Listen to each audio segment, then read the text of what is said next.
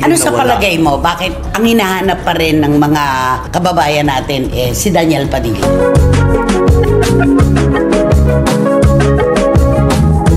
Yun ang gagawin nilang konfrontasyon muna para gagawa silang pelikula. Yun na, sabog ang takilya.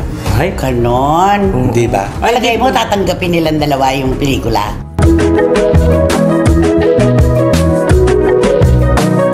Ay, baka may alam ko na dyan. Hindi mo naman sinasabi sa amin, wala akong alam. Wala. Zero ako dyan. Knowledge. Zero. Pero, para sa kapakanan ng kanilang karera, tatanggapin nila yun. Oo. If the price baka yan ang mangwasak sa Hello, Love Again.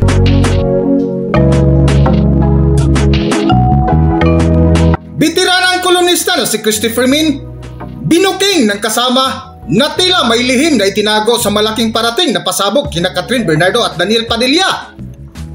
Kung bago lang kayo dito sa aking YouTube channel, huwag kalimutan mag-subscribe at pindutin yun na rin ang notification bell para ma-notify kayo sa ating susunod na video. Maraming salamat!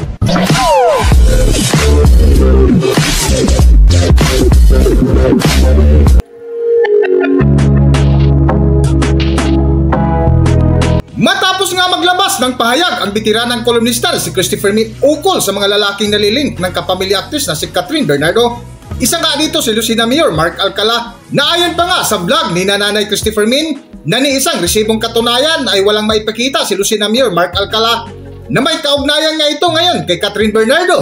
Ang dami-dami talagang mga kwento ngayon na kapag ka inisa-isa mo talaga, teka lang, parang minsan questionable, kung minsan naman totoo na, idine-deny pa. Correct. Diba? At may mga kwento talagang tututukan mo tapos biglang mawawala. Biglang nawawala. Hindi ba kapag may intriga na pumasok sa isang artista, sasabihin ng mga manager nila, huwag mo nalang pansinin. Tama. It will die a natural death. Correct. Diba? Totoo. Ganon, diba? Basta isang araw it will pass. Ganon. Parang ganito yung pagkakaugnay ni Catherine Bernardo kay Mayor Mark Alcala. Bakit parang andito kahapon, biglang ngayon wala na. Totoo. It died a natural death. So ano ganon. ito? Walang katotohanan. So hindi totoo. Hindi totoo.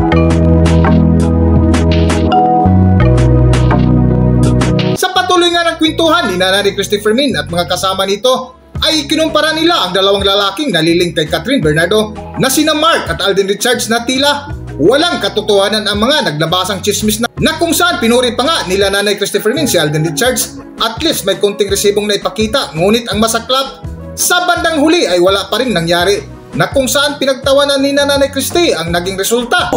At least yung kay Alden at kay Catherine, tumagal-tagal. Mahaba-haba. But it also died a natural death. Yun lang ang nakakalungkot. Diba? Ano sa palagay mo, bakit ang hinahanap pa rin ng mga kababayan natin si Daniel Padilla? Siyempre, alam mo naman yung ating mga kababayan, lalo na yung mga nag-umiidolo kay Catherine Bernardo, kung sino talaga yung gusto nila alam mo kasi yung mga fans ko minsan, gusto nila sila ang magpapariha doon sa kanilang sila magdedesisyon. Pala desisyon ng mga taga-harap ngayon. Pagka mayroon ibang tao, sabi na, ayaw namin yan. Wag yan. Ito na ang gusto namin. Ako, very 80, sasagayan din. Pero ito yung kay Mark Alcala ito sa kay Catherine, tignan mo, biglang nawala na lang. Oo nga. Biglang ayaw nawala. na sin ng mga mga Catnell. Tapos, Catden. di ba meron pa nag-text sa atin na I didn't buy that issue. Oo, may mga ganun na. So, ibig sabihin mo talaga, hindi nila gusto at hindi sila naniwala.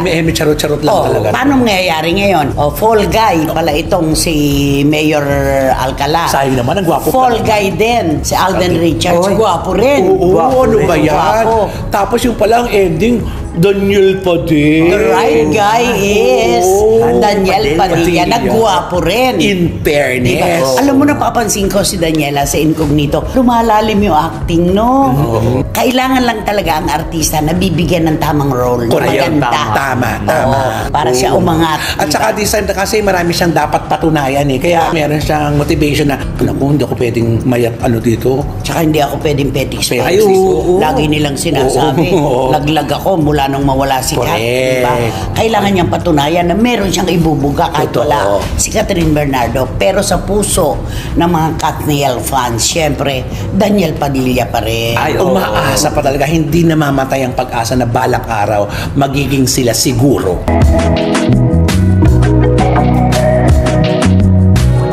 Sa dulo nga, nagtapik ni Nanay Christopher Min at mga kasama nito na sina Romel Chica at Wendell Alvarez ay napakomento sila sa mga lalaking nanaliling kay Catherine Bernardo na tila puro kwento lang ang naging resibo, na kung saan mas lalong gumugulong ang sigaw ng mga Katniel supporters sa balitang baliktambalan sa pelikula ni Catherine Bernardo at Daniel Padilla na inasahang wawasak sa record-breaking movie na Hilulabagin na pinagbidahan ni Catherine Bernardo at Alden Richards para sa buong kwento. Narito ating pakinggan ang bitiranang kolonista si Christopher Min na kung saan tila may itinagong lihim sa pasabog sa dating magkasintahan na sina Catherine Bernardo at Daniel Padilla. Narito ang video. Sa palagay mo ang itsura ni Catherine nung malaman niya ang lahat-lahat at nag-break na sila ni Daniel? Ano sa palagay mo? Yung unang gabi. Ay, unang gabi siguro, una-una, siyempre, hindi naman ibig sabihin na nakangiti siya, siguro naka-ismid siya. Nakaganon. Ganon? Ako iyak. Walang babaeng matibay kapag nalaman niya na meron pala siyang hinahanap na wala. At saka meron palang kahati. Hindi ba ganon? Although of course di pa rin natin alam kung sino yung kahati na yan. Wala naman nakapagpapatunay pa kung sino yung kahati. Ay naku, baka pag nagkabalikan sila, bago sila magbalikan, yun ang gagawin nilang Komprontasyon muna. Para gagawa silang pelikula, yun na, sabog ang takilya. Ay, Ganon. Di ba? Palagay mo tatanggapin nilang dalawa yung pelikula?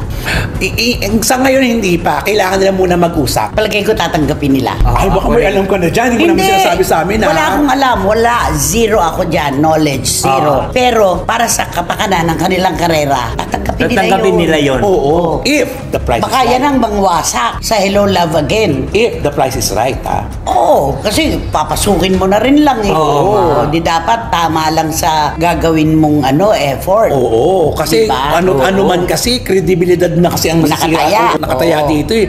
Yung bang, pag nagkabalik ka sila, naku, sa bagay, wala namang pinahiram na walang salita si Catherine Bernardo. wala. Wala. Kaya wala siyang babawin. Ang maganda sa kanilang breakup, ibang tao nagsalita, hindi sila mismo. Totoo. Sana ganun Oo. yung kapag nakipaghiwala yung babae sa lalaki, hindi sinisiraan. Dapat ganon. No? Tama. Dapat wala na din marinig Oo. na kahit anong salita. Sana ganun. Dapat talaga matutunan ng lahat yan. Kasi hindi naman natin may kakailain 11 taon ay 11 taon. Sobra. Ay, diba?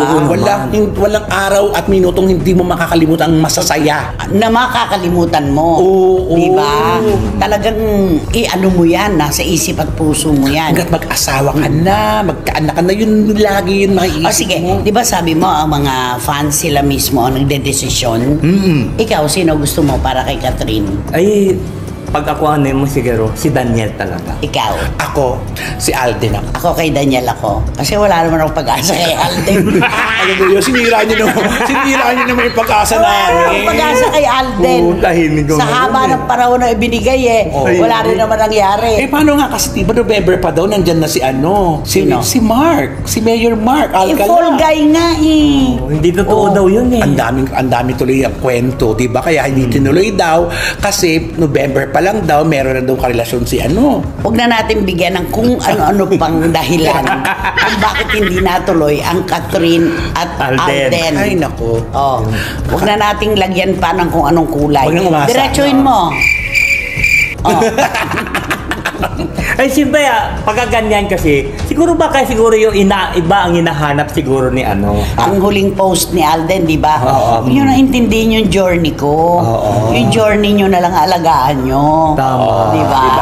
Mind your own business na lang. Hindi naman, binawi na Binawi na niya yun eh. Oo. Huwag na lang daw intindihin yung journey niya.